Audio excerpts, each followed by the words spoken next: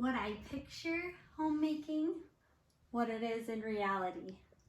Now, I hope that's not actually true all the time for you guys, but I think we can all say that one time or another we have all felt like this lovely woman on the left. There's an old Chinese proverb that says, if you want happiness for an hour, take a nap. If you want happiness for a day, go fishing. If you want happiness for a year, inherit a fortune. If you want happiness for a lifetime, help somebody. Being a service to others is what brings true happiness. So if this is true, isn't that what we're doing in homemaking every single day? C.S. Lewis said, homemaking is surely in reality the most important work in the world. I believe this to be true, but sometimes I know I don't get all the joy out of it that I would like to. And sometimes I feel a little bit like this. I feel like everything in the world is going crazy and it's hard to get a grip on all of it. And with other mothers I've talked to as well who are homemakers, I hear the same story over and over again, that sometimes it is just hard to get it all under control. They did a study and they had a bunch of people with different professions come in and they took their cortisol levels throughout the day. And they found that being a stay-at-home mom is one of the most stressful jobs. Stay-at-home moms get as high cortisol levels as those who are first offenders and those who work in emergency rooms. Our cortisol levels are just as high as that. Happiness is not the result of bouncing from one joy to the next. Researchers find that achieving happiness typically involves times of considerate discomfort. So just like anything else in this life, anything that is worthwhile or something that you're doing really good for the world is going to have some discomfort, but it also can bring so much joy and happiness. So what I want to talk to you guys today is, how do we find that happiness? But first, I want to ask you guys, what do you feel like makes homemaking hard? Me? Yeah. I think homemaking is hard because of how much kids need your attention all the time. So you're constantly having to help them while you're trying to balance that, with cleaning the house and all the other stuff you have to do. Yeah, that's so true. Thank you. So today we're going to talk about how to make homemaking feel less hard and more of a delight, and how to make it more joyful and find more happiness in our homemaking. So I believe that finding happiness in homemaking all comes down to being intentional. Being intentional creates so much more happiness because you're doing the things that you want to do and that you feel like is important. You're not just bouncing from one thing to another, just getting by the skin of your teeth. So my first suggestion to you for being intentional with your families is waking up before your kids. Waking up before your kids gives you a little bit of time to create your presence and your attitude towards that day, towards your kids, towards your family. Now, I know that some moms are getting up with their kids all night and they're super tired in the morning. So I know it's not realistic to ask everyone to have a 2-hour morning routine where they get all these things done. For some people, that might be realistic and it might be really helpful for them. Some people, it might be an hour where they work out and they read their scriptures and brush their teeth and ready. But for others, it might literally be 5 minutes waking up before your kids. So waking up and giving yourself affirmations, writing a gratitude list, or even waking up and getting a drink of water. Even just that can get yourself in the right mindset that you're ready to greet your children and your husband in the morning. So what is something that you'd like to do in the morning before the rest of your family wakes up? Work out.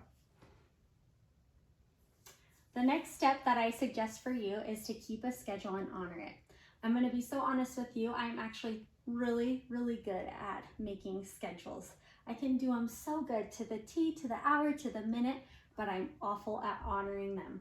I'm just naturally a free spirit at heart, and it's so hard for me to follow my schedules that I take so much time to create. But I have found that when I honor it and I respect my schedule and I follow it, I find so much more satisfaction in my day. I can get so much more done and I feel so much more connection with my family.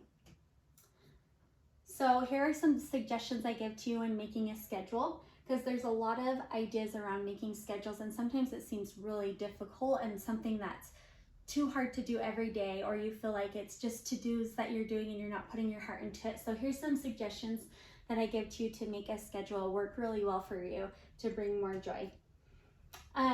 First of all, make a time that you can make a schedule consistently, either weekly or daily. If you can do this weekly or daily, it's going to create a routine for you and it's going to become a habit, and it'll be extremely helpful to you if you're doing it consistently. Next would be add an abundance of time for each thing. The reason why I do this is because when you have children, we all know that they need you throughout the day, just like you had mentioned earlier. And if you don't create an abundance of time, you're going to get really discouraged with your schedule, realizing that you can't keep up with what you said you wanted to do. If you add abundance of time, that gives you time to let your kids buckle themselves in the car, or get your kids a drink of water, or maybe they have a performance that they've created and they want to show you. I mean, those are the little things that bring joy in life. So you don't want to feel like, oh no, my dishwasher has to be emptied by 10:30 so I can't watch their performance. You want to be able to say, yeah, of course, and be able to stop and help them if they need your help.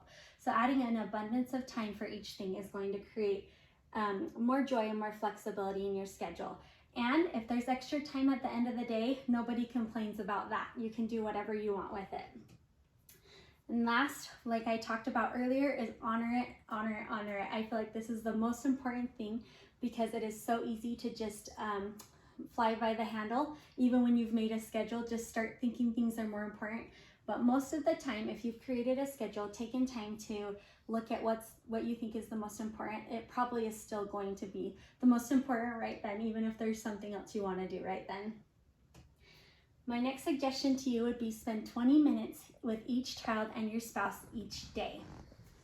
I added this suggestion in because those connections with our family are the most important. When life's over, I think most of us will look back and those relationships will be the most important thing. But it can be so easy for days and weeks to go by where you haven't spent that unintentional time with one of your children or your spouse. Adding this 20 minutes each day will create that time every single day, and you know that their love tank is full and yours can be extremely full from doing this. I'm talking no phone, you put it away, no distractions, spending that 20 minutes a day with each child and your husband. When you do this, it seems like a lot, but if you add up really the 20 minutes per person in your schedule, it really is a small amount of time that makes a big impact. Now, I couldn't do this presentation without talking about social media. Social media is so prevalent today and interferes with all of our lives so much, no matter what we're doing. So my question to you as a mother and a homemaker, is social media something that's okay to be doing and to be adding into your schedules each day? So I wanted to ask you guys, what do you use social media for? I use it to see like what other people are up to, mostly. Thanks. So I came up with a list of what I feel like most people use it for, and you guys can decide what you think you use it for and if you feel like that's important to you. So entertainment, that's a big one. Social connection, religious purposes, and a dopamine hit. Now, in my opinion, all of these things are okay, but the last one, a dopamine hit, can get out of hand. Social media is actually very addictive, and so it can be used and it can be harmless when we're using it when we could be intentional doing other things. So I came up with some statistics I found online that I'm going to share with you guys today. 4.48 billion people use social media. The average number of social media accounts is 8.4 per person. And then this is how much social media networking grows each year. So it's grown a lot. This is 2015 all the way up to 2021. and it's grown a lot, and I'm sure it's even grown since then. I added these in because I have some friends and family who have just said, I'm going to completely quit social media, I'm done with it. And if that's something that's realistic for you, then that's wonderful. I think that's a great thing to do. So, but it's not really realistic for everybody. Look how many people are using it. People need it for work sometimes. People like it for social connection or whatever your purpose is. If you feel like that's something that you do want in your life, then that is okay. I feel like that is okay, but we got to be intentional. So this is a quote from 2 Nephi 2:26 through 27. It says, men have become free forever, knowing from good from evil, to act for themselves, to choose liberty and eternal life.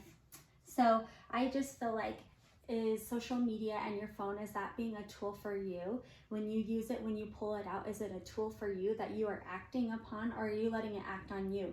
Is it becoming an addiction where every single time you go to the bathroom, you have to pull out your phone to check social media just because it gives you a hit of dopamine?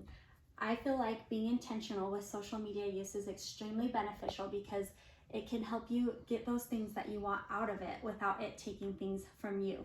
So just like I mentioned with the 20 minutes a day, pencil it in. If you love social media, if you think it's fun, or if you want to connect through it, that's wonderful. Set that time for yourself daily or weekly or whatever you want it to be, and get on and use it intentionally. You'll feel so much more fulfilled and so much more joy than when you feel like your social media is taking control of you.